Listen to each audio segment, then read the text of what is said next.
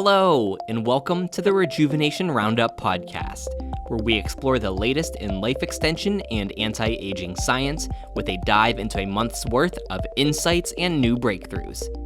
This podcast is a combined effort of the Life Extension Advocacy Foundation, which operates Lifespan.io, and Future Grind, a podcast that explores the ethics and implications of emerging science and technology. I'm Ryan O'Shea, and I'll be your host. June has brought us a lot of exciting news, so let's dig into the details. Remember, to find out more about any of these topics, you can visit lifespan.io/roundup.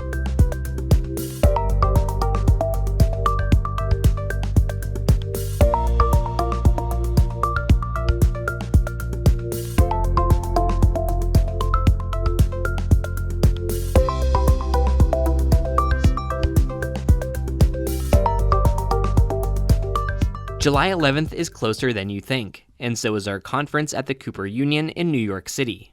Last month, we've announced a few more great speakers. Dr. Chris Verberg specializes in health, aging, and the future of medicine, and will be flying in all the way from Brussels. Dr. Jared Fisher from Oregon Health and Science University will be talking about his work in the development of senolytics. Dr. Jay Sakar from Turn.bio will tell us all about epigenetic reprogramming. And Dr. Kevin Strange from Novo Biosciences will present a talk about the possibility of developing drugs to induce tissue regeneration. This two-day conference will be preceded by a workshop featuring iCore Therapeutics CEO Dr. Kelsey Moody, who will let you in on the secrets of developing a successful rejuvenation startup. The Leaf team has been working hard to put this event together, and it will be here soon. So book your tickets on our website for an exciting full immersion in the field of rejuvenation biotech. The Leaf team has been busy in other areas as well. Our own Elena Milova recently collaborated on a paper with Dr. Ilia Stambler to explain what longevity activism is and what it has achieved during the course of its existence. The paper was published by the Encyclopedia of Gerontology in Population Aging. Some more episodes of the LifeXtenShow, our YouTube series entirely focused on popularizing aging research and rejuvenation, have been released. Topics addressed in recent episodes include the benefits of life extension, Aubrey de Grey, the Undoing Aging Conference, and more. Here's a sample of an episode focused on the question, is life extension natural, featuring Nicola Begala. Aging is just natural and rejuvenation is not, right? Maybe, but actually it doesn't really matter. When you say that something is natural, more often than not, the underlying implication is that it is also good for you. Likewise, saying something is not natural often implies that it's bad for you somehow. You might feel that these covert implications are, well, natural, but in fact, they betray a fallacious reasoning commonly known as the fallacy of appeal to nature. As you may have guessed, the incorrect reasoning that gives the fallacy its name consists in arguing that all which is natural is good and that all which isn't natural is bad. It's really not difficult to find counterexamples that show why this reasoning is wrong. There are plenty of perfectly natural things that are seriously bad for living things in general, such as viral infections, volcanic eruptions, and being eaten by a predator. All of these, and many others, exist in nature and require no human intervention, so they're perfectly natural. Yet, they're not that good for you. Another good example is cancer, an often fatal disease caused by mutations in your DNA, making cells go haywire and replicate indefinitely. And these mutations can easily occur naturally during the normal cell replication process, even if you don't chain smoke or munch on asbestos chip cookies. Similarly, there is an overabundance of unnatural things that are good for us. If you think about it, we've been creating unnatural things to improve our lives since day one. Starting with the simplest tools to end up with comfy homes, precision medicine, computers and the internet, and the list goes on with nearly anything human-made. Now, it is true that some human-made things can be really bad for you, but that often depends on how they are used.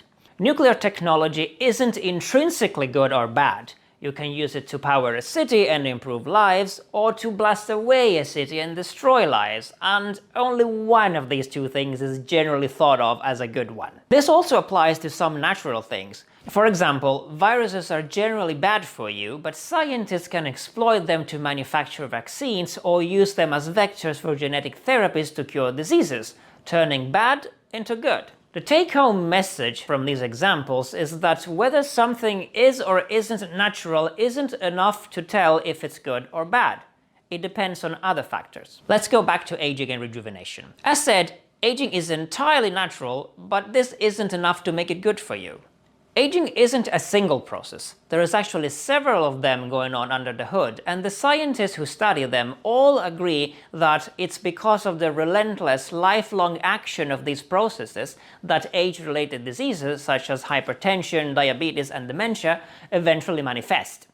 So, aging causes diseases which in turn cause suffering, loss of independence, and even death, which is a pretty dead giveaway that aging is actually really bad for you.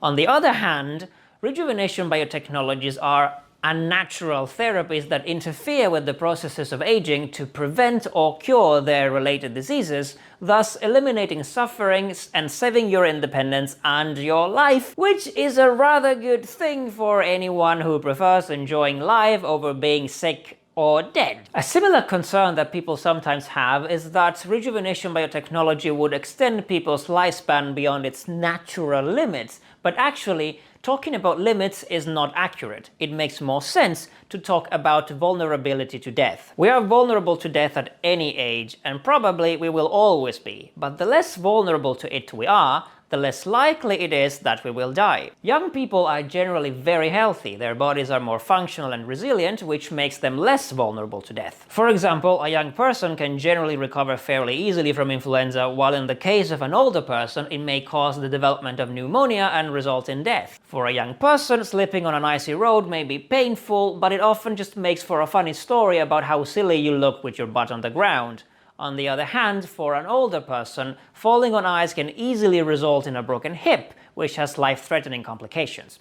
What rejuvenation biotechnologies would do is simply reduce the vulnerability to death that we experience in later ages, so that ideally we wouldn't be any more vulnerable to death in our 90s or later than we were in our 20s.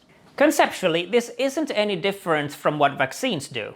A vaccine against tuberculosis, for example, reduces your vulnerability against this particular cause of death pretty much to zero. Rejuvenation biotechnologies would reduce your vulnerability to age-related diseases, allowing you to live a healthier, longer life. How much healthier or longer depends a great deal on how hard we work on building effective rejuvenation therapies.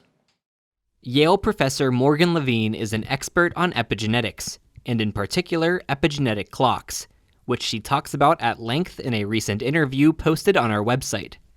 Better yet, you'll have the chance to meet her at our conference in New York City. For some, birthdays are simply a reminder of aging, but Leaf's Steve Hill was feeling optimistic on his most recent birthday. To read his article about why this was, and why you should be too, visit lifespan.io/roundup. And now for our research roundup. Unity Biotechnology has been testing its candidate senolytic drug, UBX0101, for a few months, and the now concluded phase 1 trial revealed that the drug is non-toxic, which was the main goal, although its degree of effectiveness is still unclear. According to a study published by the journal Nature, researchers have found that the zinc finger transcription factor Slug is responsible for repressing a compound that promotes senescence in human tissue. The researchers suggest that Slug is worth exploring as a treatment for sarcopenia. A study in the journal Science Translational Medicine points out a new mechanism through which the brain protects itself from alpha-synuclein protein aggregates, which are thought to be a contributing factor to Parkinson's disease. NAD boosting might be a way to induce more effective DNA repair in our bodies at later ages, but a new study makes it appear as though this might be problematic, as NAD seems to interact with cellular senescence. The paper states that the elimination of senescent cells before initiating NAD therapies may be beneficial and increase safety, and in the best-case scenario may even eliminate the need for NAD supplementation. According to a new study published in Frontiers in Endocrinology, obesity may accelerate the aging process by negatively influencing various hallmarks of aging. Researchers at the Spanish National Cancer Research Center found that mice with shorter telomeres suffer from neurodegeneration and that telomerase gene therapy may improve their condition. The gut microbiome is slowly but steadily gaining acknowledgement for its place among the causes of age-related decline of the immune system, but a new mouse study published in Nature shows that this effect might be reversible by fecal transfers from younger adults into aged mice.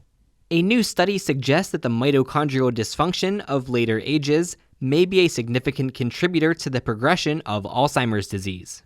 Breakthrough research by Harvard scientists has shown that it is possible to edit stem cell genes directly in living systems, which may be a pretty big deal for future therapies. For more on the topics mentioned in our research roundup, visit lifespan.io/roundup. And now for some news nuggets. Our friends at Long Long Life recently launched a video series which explains the 9 hallmarks of aging. The series is in French, but there are English subtitles available. Episodes about genomic instability, telomere attrition, and epigenetic alterations are already available.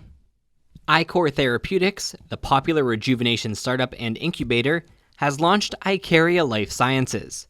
Icaria Life Sciences is a dedicated contract research organization offering research services including drug discovery, senolytic studies, animal husbandry, protein engineering, and consulting to help advance aging research. In a recent interview with the Irish Times, Laura Deming, the young scientist and VC behind the Longevity Fund, explains how and why she got interested in rejuvenation science, mentioning that she, quote, wanted to work on the world's most important problem. In a brief, blunt editorial, SENS Research Foundation's Dr. Aubrey de Grey remarks that one of the reasons biogerontologists don't get the funding to carry out their vital research is that they refuse to publicly estimate the chances that their research will succeed and to what extent. He ends by saying, "It is time for biogerontologists to abandon the cowardice and short-sightedness that has for so long led them to deny their advocates ammunition with which to secure them the public funding that they truly deserve. Providing that ammunition, the explicit, albeit highly hedged, prediction of timeframes for given amounts of progress is not a crime against science. Rather, failing to provide it, and thus not only harming one's own funding, but also delaying the ultimate medical defeat of aging is, and I know what I'm saying here, a crime against humanity." For more on our news nuggets, visit lifespan.io/roundup. On the off chance you've missed the news earlier, on July 11th and 12th, our second New York City conference, Ending Age-Related Diseases, will be held at the Cooper Union. It will feature leading researchers, investors, and advocates, such as Professor George Church from Harvard University, Dr. Judith Campisi from the Buck Institute for Aging Research, Dr. Aubrey de Grey from the SENS Research Foundation, Reason from Repair Biotechnologies, and many more.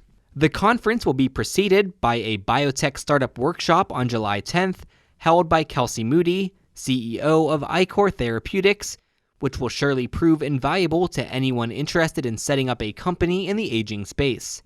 The number of workshop participants is limited to 25, so act quickly. Tickets to the conference and workshop are currently priced at $500, but anyone attending both events will get 40% off the workshop price. Additionally, we have special discounts for students, up to 60% off, and 50% off for our Lifespan heroes. Also coming up in July, Leaf's Elena Milova is giving a talk at the Geek Picnic Science Festival in Moscow. Elena's talk, Demanding Super Longevity, How Many People on the Planet Are Ready to Crack the Aging Code, will take place on July 14th. That's it for this episode of the Rejuvenation Roundup podcast. Thank you very much for spending another month with us and for your help in the fight against age-related disease. Whether you're donating, spreading the word, or simply listening to our content, we appreciate your help. Remember to subscribe, leave a review, and post about it on social media. This will increase our reach and introduce more people to the importance of life extension science. Don't forget, you can get additional deep dives into science, technology, and futurism on the Future Grind podcast. Find out more at futuregrind.org.